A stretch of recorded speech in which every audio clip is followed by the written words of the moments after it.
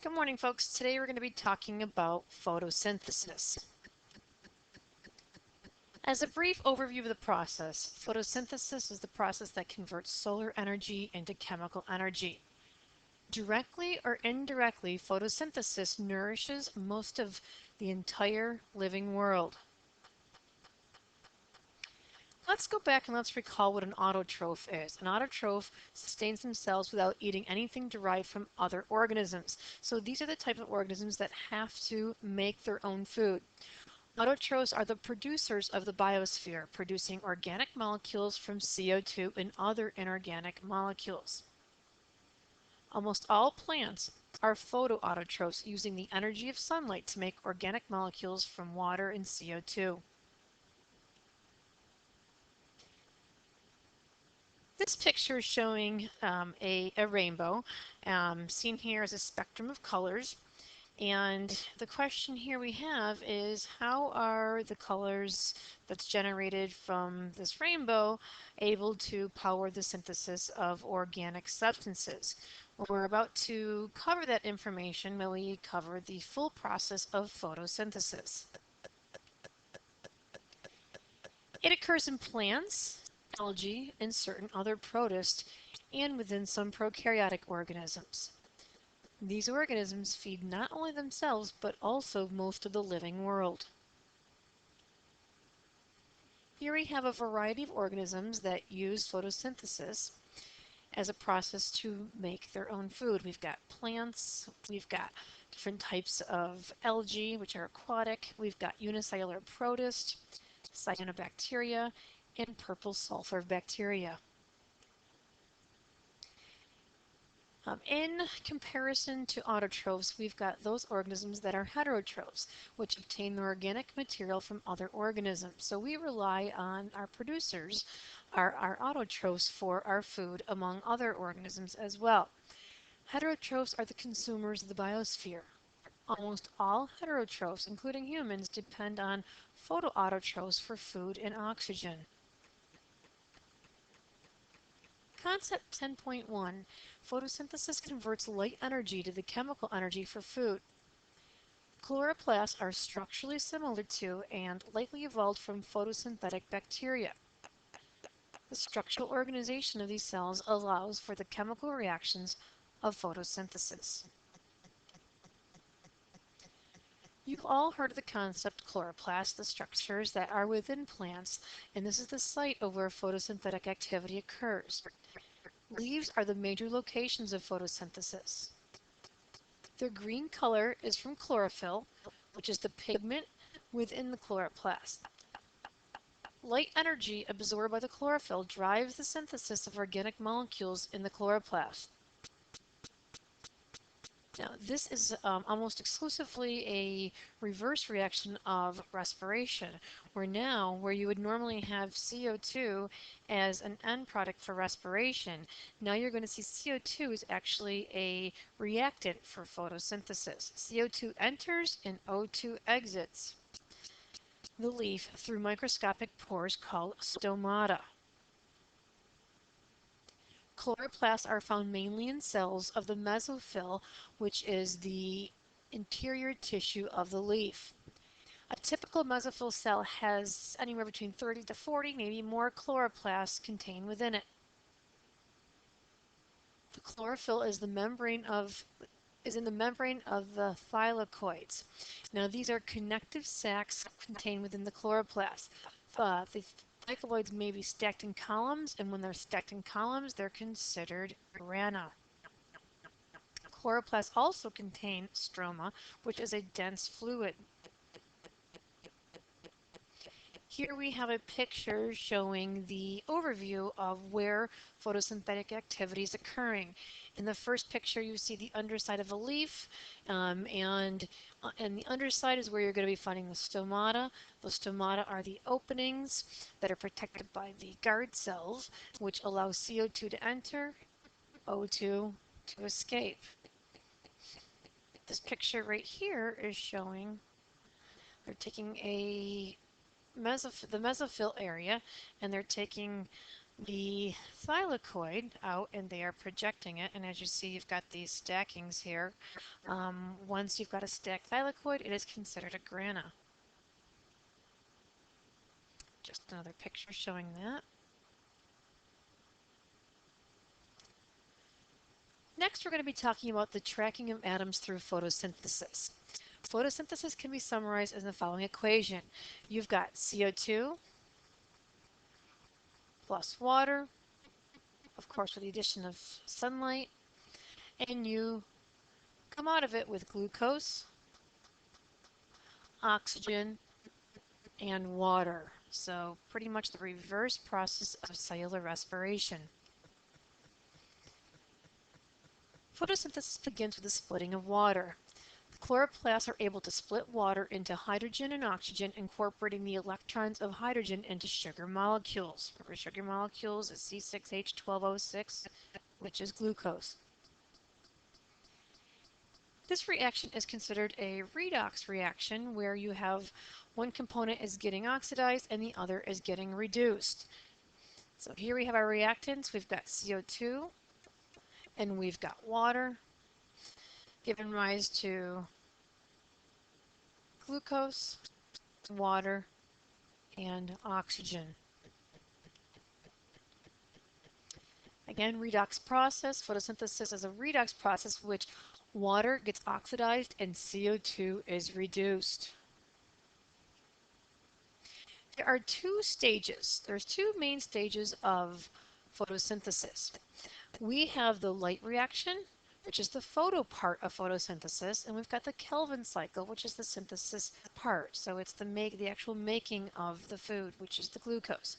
The light reaction occurs in the thylakoids, and basically it is a four-step process, first beginning with the splitting of water, releasing of oxygen, it reduces NADP to NADPH, and it generates ATP from ADP by a process called photophosphorylation. The Kelvin cycle occurs in the stroma. This is the process that forms the sugar from CO2 using ATP and NADPH. The Kelvin cycle begins with carbon fixation, which incorporates CO2 into organic molecules.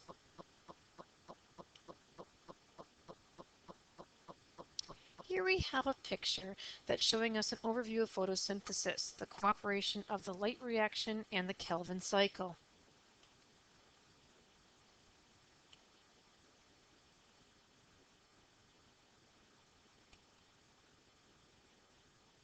A brief overview. The light reactions convert solar energy to the chemical energy of ATP and NADPH. Well, chloroplasts are solar-powered chemical factories. Their thylakoids transform light energy into the chemical energy of ATP and NADPH.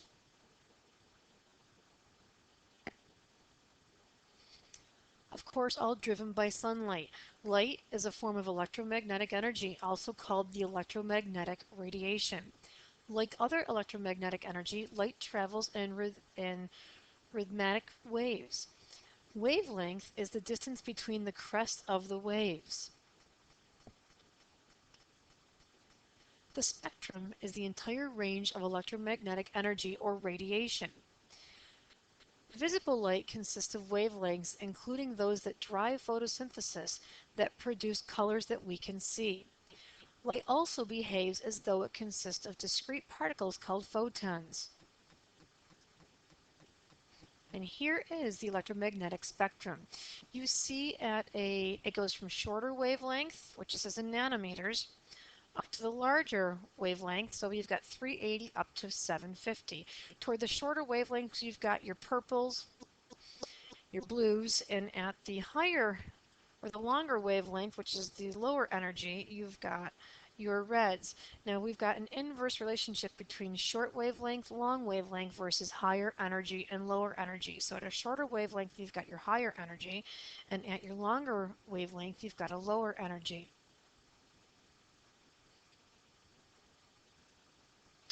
Photosynthetic pigments, the light receptors. Pigments are substances that absorb visible light. Different pigments absorb different wavelengths. Wavelengths that are not absorbed are reflected or transmitted. And leaves appear to be green because the chlorophyll reflects and transmit green light. And in this next picture, you're going to see that right here, where you've got your light that's being taken into the granum, which is the stack of thylakoids. Transmitted light coming out is green because it's the way that these granums are actually reflecting that light. Wavelength can be measured in something called a spectrophotometer. Now, though we don't have any in our lab, once you get into more sophisticated labs, you may be able to experience the spectrophotometer.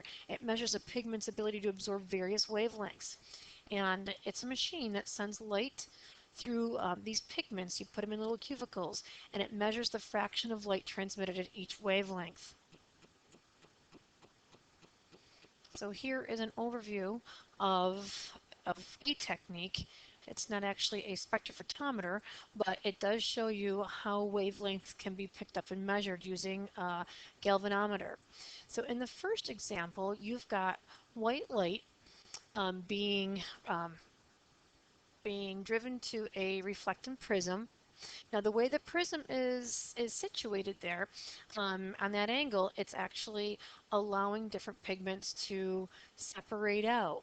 And in this particular instance, you've got green light, which is being reflected into the test tube, and then it is being collected into a photoelectric tube, and then it's being measured by the galvanometer right here.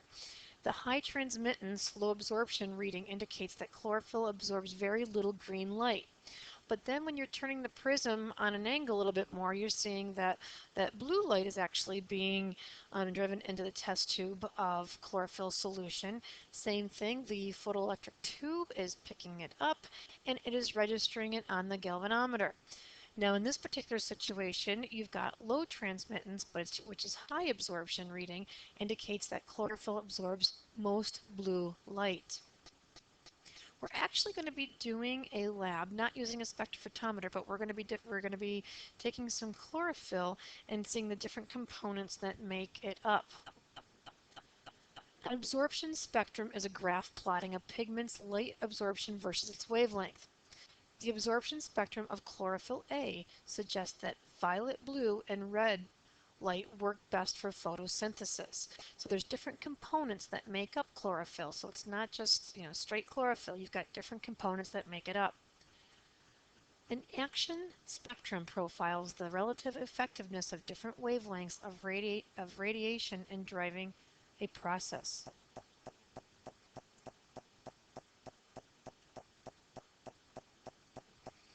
So here we have a graph showing that chlorophyll is actually a Mod Podge of chlorophyll A, chlorophyll B in carinatoids, and these are going to be seen in a lab that we're going to be doing where we're going to be separating based on a chromatography situation, paper chromatography, but you're going to see the different colored components that are making up chlorophyll.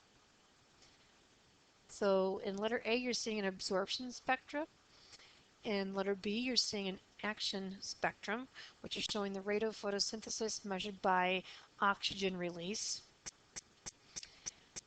Next, we've got in letter C, we've got a famous experiment called Engelmann's experiment. And Engelmann worked with aerobic bacteria and filamentous algae and was able to see that there is photosynthetic activity that's going on in these different organisms. There is a website, it's actually a YouTube video that I want you folks to take a look at that's showing this experiment. I know it does talk about it in your textbook, but there is a nice video that is showing exactly what Engelmann was getting at when he was observing the bacteria. So the experiment was conducted in 1883, again by Engelmann. He exposed different segments of filamentous algae to different wavelengths.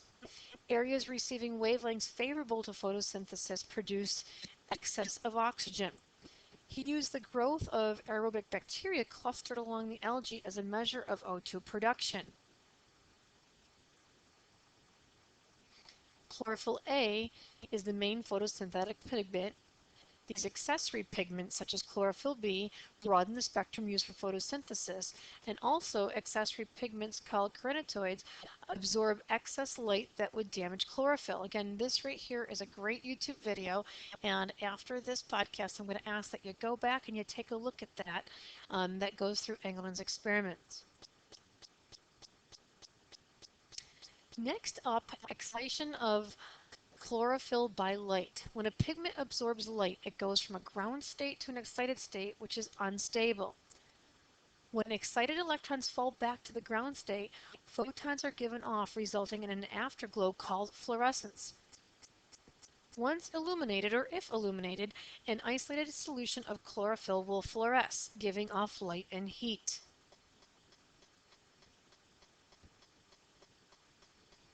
An important part of the photosynthetic process would be these photosystems.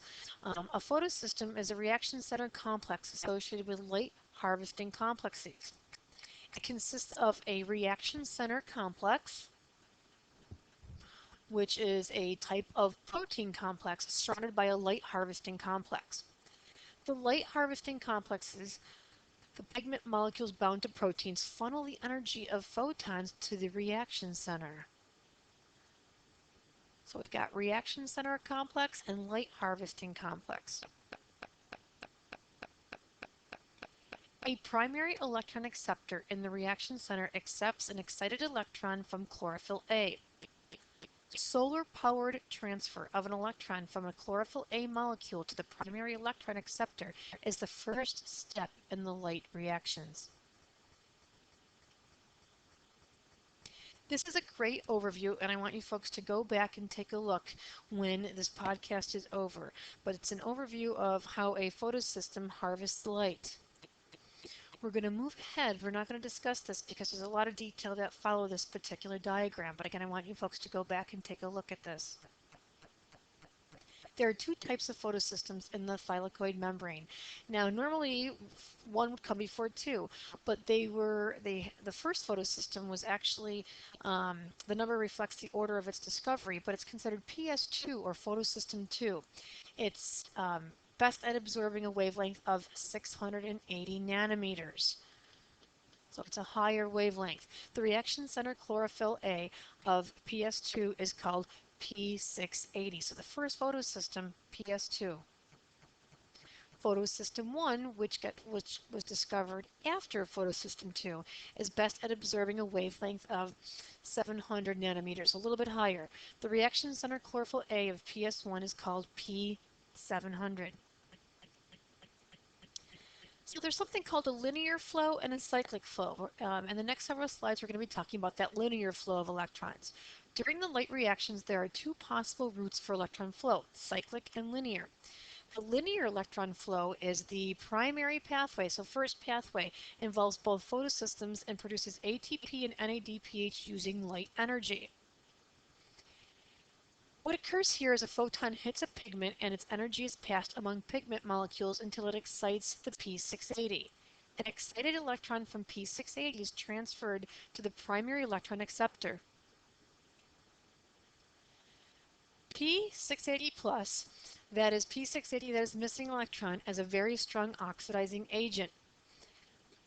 Water is split by enzymes and the electrons are transferred from the hydrogen atoms to P680, thus reducing it to P680. So P680 plus, it's reduced to just P680. Oxygen is then released as a byproduct of this reaction. This picture right here is showing the beginning stages of how linear electron flow during the light reaction generates ATP and NADPH. And actually we're going to move on in our slides, but there's a couple slides after that's going to show the whole process. Each electron falls down an electron transport chain from the primary electron acceptor of PS2 to PS1, so photosystem 2 to photosystem 1. Energy released by the fall drives the creation of a proton gradient across the thylakoid membrane. The fusion of hydrogen ions, the protons, across the membrane drives the ATP synthesis. And here's a better picture showing that. In PS1, like PS2, transferred light energy excites P700, which loses an electron to an electron acceptor. P700 plus, which is again the P700 that's missing an electron, accepts an electron passed down from PS2 via the electron transport chain. So here we have a final picture of photosystem 2 and photosystem 1. You see the electron transport chain right here. ATP is being generated here, and the linear flow, the products of the linear flow are going to be put back into the Calvin cycle for the generation of glucose.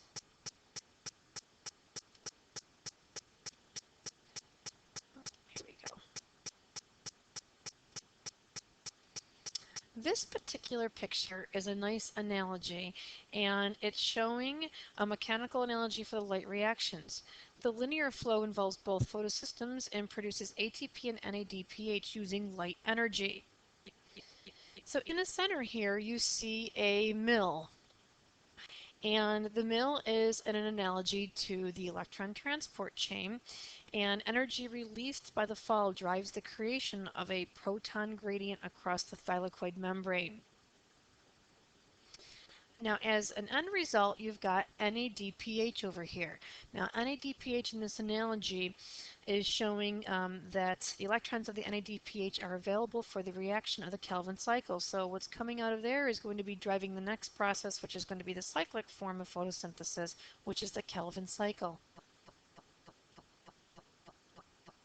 Cyclic electron flow uses only photosystem 1 and produces ATP, but not NADPH. Cyclic electron flow generates surplus ATP, satisfying the higher demand in the Calvin cycle. Some organisms, such as purple sulfur bacteria, have PS1 but not PS2. Cyclic electron flow is thought to have evolved before linear electron flow. It may protect cells from light-induced damage.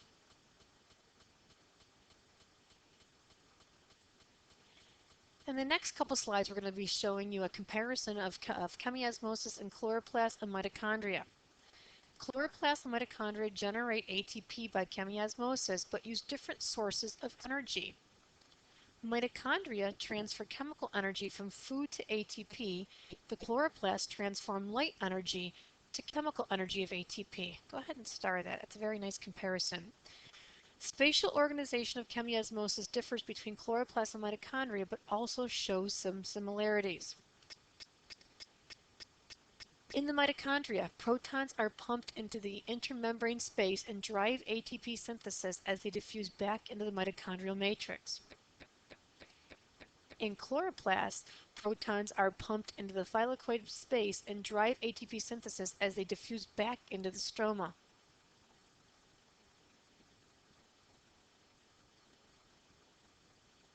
A great overview showing the comparison here.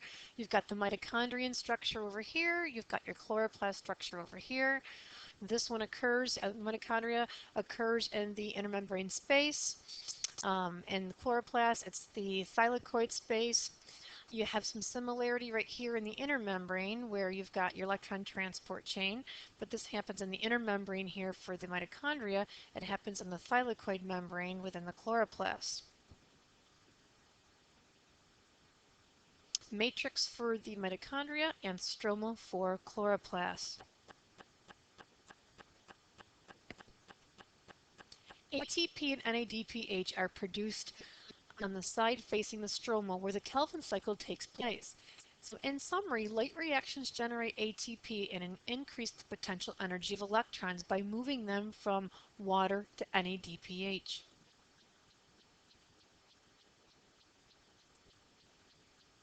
A great overview showing the light reactions in chemiosmosis, the organization of the thylakoid membrane. Again, we're going to move on, but please do go back and take a look at this. There's a lot going on here in this picture.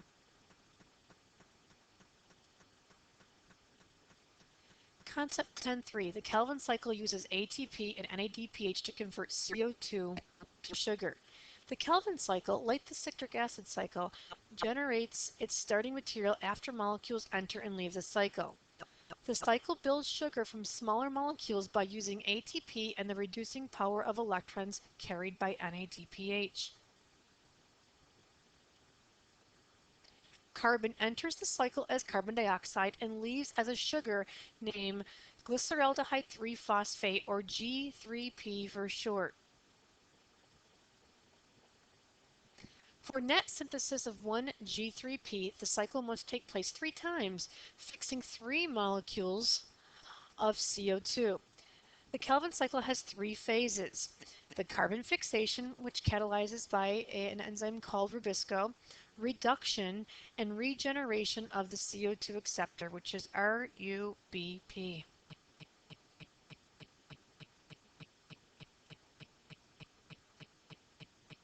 Again, a great diagram showing the process here, the Calvin cycle.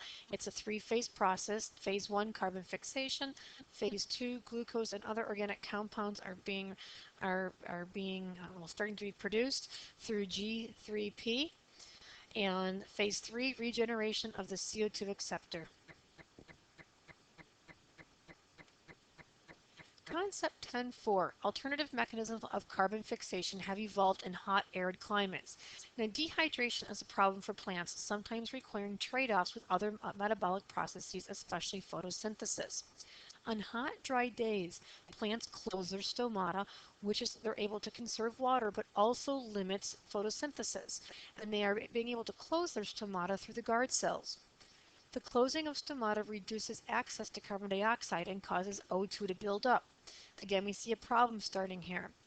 These conditions favor a seemingly wasteful process called photorespiration.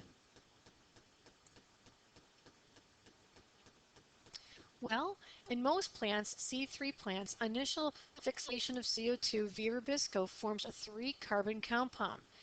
In photorespiration, this rubisco adds oxygen instead of CO2 in the Calvin cycle. Photorespiration consumes oxygen and organic fuel and releases CO2 without producing ATP or sugar. Photorespiration may be an evolutionary relic because rubisco first evolved at a time when the atmosphere had far less oxygen and more carbon dioxide.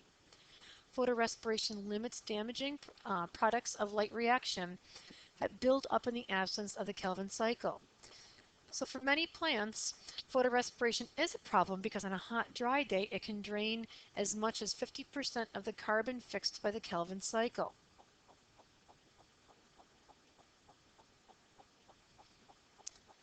C4 plants minimize the cost of photorespiration by incorporating carbon dioxide into 4 carbon compounds and their mesophyll layers. And this step requires an enzyme called PEP, PEP carboxylase. PEP carboxylase has a higher affinity for carbon dioxide than rubisco does.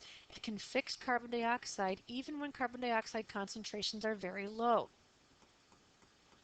These 4 carbon compounds are exported to these bundle sheath cells where they release carbon dioxide that is then used in the Calvin cycle.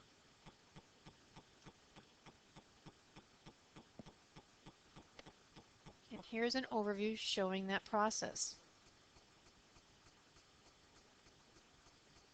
Some plants, including succulents, use an acid called CAM, which is called crassulosine acid metabolism, CAM, to fix carbon. CAM plants open their stomata at night, incorporating carbon dioxide into organic acids. Stomata close during the day, and carbon dioxide is released from organic acids and used in the Calvin cycle. Again, there's a great YouTube video that is showing this process. Please do go back and take a look at that particular video. Sugarcane and pineapple, classic examples here showing spatial separation of steps and temporal separation of steps. So these are, sugarcane is considered a C4 plant and pineapple is considered CAM. Again, do go back and take a look at that video, which is talking about how these plants have overcome this problem.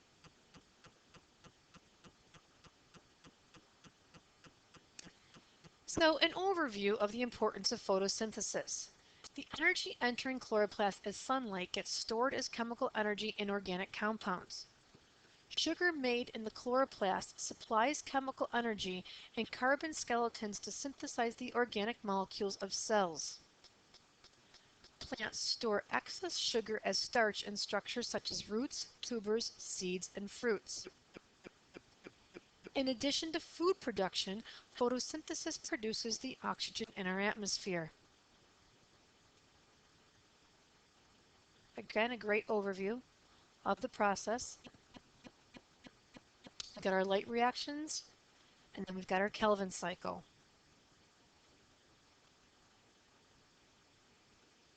Specifically how it occurs, photosystem 2, photosystem 1. I like this slide that's showing an overview of the Kelvin cycle and the carbons that are produced.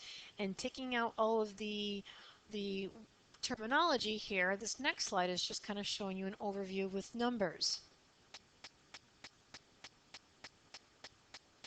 Get comparison. So at the end of this podcast and at the end of the unit, what you should be able to, the knowledge that you should have gained and what you should be able to take home with you here. Number 1, describe the structure of a chloroplast. Number 2, describe the relationship between an action spectrum and an absorption spectrum. Trace the movement of electrons in linear electron flow, and also trace the movement of electrons in cyclic electron flow. For number 5, you should be able to describe the similarities and differences between oxidative phosphorylation in the mitochondria and photophosphorylation in chloroplasts. Number 6, describe the role of ATP and NADPH in the Kelvin cycle. 7, describe the major consequences of photorespiration. And be able to explain for number 8, the adaptations that allowed certain plants to overcome the problem of photorespiration. So that concludes our podcast on photosynthesis. Please do go back and take a look at those videos, and this will be made available for you on YouTube so you can go back and fill in some of the notes that you may have missed.